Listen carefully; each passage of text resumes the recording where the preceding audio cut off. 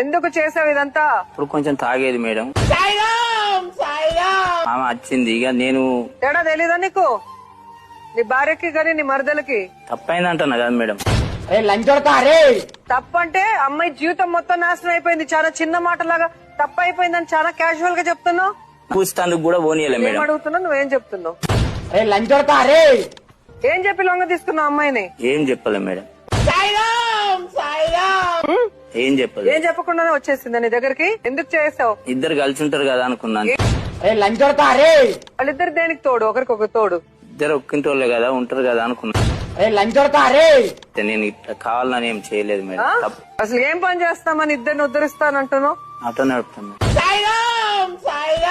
ఆ? ఆటో ఎంత వస్తుంది?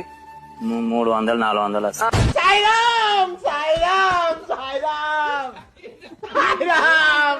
సబడ్లు